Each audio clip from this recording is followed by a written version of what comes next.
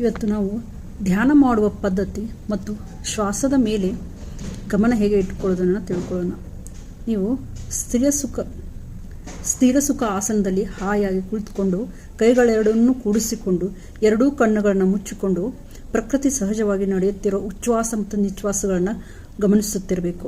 ಮತ್ತು ಮಧ್ಯದಲ್ಲಿ ಅನೇಕಾನೇಕ ಆಲೋಚನೆಗಳು ಬರ್ತಾ ಇದ್ರೂ ಕೂಡ ಅವುಗಳನ್ನು ಆಗಿಂದಾಗಲೇ ಕಟ್ ಮಾಡ್ತಾ ಇರಬೇಕು. ಪುನಃ ಶ್ವಾಸದ ಮೇಲೆ ನಾವು ಗಮನವನ್ನು ಮರುಕಳಿಸ್ತಾ ಇದ್ದರೆ ಕ್ರಮವಾಗಿ ನಮಗೆ ಆಲೋಚನಾ ರಹಿತ ಸ್ಥಿತಿ ಉಂಟಾಗುತ್ತದೆ ಮತ್ತು ಚಿತ್ತವೃತ್ತಿ ನಿರೋಧಿಸಲ್ಪಡುತ್ತದೆ. ಮನಸ್ಸು ನಿರ್ವಿಷಯ ಶೂನ್ಯವಾಗಿರುತ್ತದೆ. ಮನಸ್ಸು ಶಾಂತವಾಗುತ್ತದೆ. ಇದೇ ಧ್ಯಾನದ ಸ್ಥಿತಿ. ಸೊ ಈ ಆಲೋಚನಾ ರಹಿತ ಸ್ಥಿತಿಯಲ್ಲಿ ಉಂಟಾಗುವ ಅನೇಕಾನೇಕ ಶಾರೀರಿಕ ನಾಡಿಮಂಡಲ ಆತ್ಮಾನುಭವಗಳನ್ನು ನೀವು ಗಮನಿಸ್ತಾ ಇರಬೇಕು. ಆ ಸ್ಥಿತಿಯಲ್ಲಿ ವಿಶ್ರಮಯ ಪ್ರಾಣಶಕ್ತಿ ಏನಿದೆ ಅಪಾರವಾಗಿ ಶರೀರದೊಳಗೆ ಪ್ರವೇಶಿಸಿ ನಾಡಿಮಂಡಲವನ್ನು ಶುದ್ಧ ಮಾಡುತ್ತದೆ. ಆ ಶಕ್ತಿಯಿಂದ ನಿಮ್ಮ ರೋಗಗಳೆಲ್ಲ ಕಡಿಮೆ ಆಗುತ್ತವೆ. ನಾಡಿಮಂಡಲ ಶುದ್ಧಿಯಿಂದ ಕರ್ಮಗಳು ಕಳೆಯುತ್ತವೆ.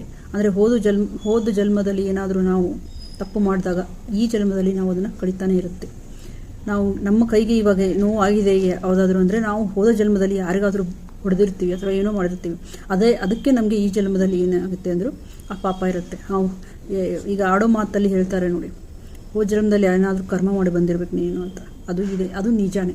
ಸೊ ಪ್ರತಿದಿನ ಅವರವರ ವಯಸ್ಸಿಗನುಗುಣವಾಗಿ ವಯಸ್ಸು ಎಷ್ಟಿರುತ್ತದೆಯೋ ಕನಿಷ್ಠ ಪಕ್ಷ ಅಷ್ಟು ನಿಮಿಷಗಳು ತಪ್ಪದಂತೆ ದಿನಕ್ಕೆರಡು ಬಾರಿ ಧ್ಯಾನ ಕಡ್ಡಾಯವಾಗಿ ಮಾಡಬೇಕು. Thank you.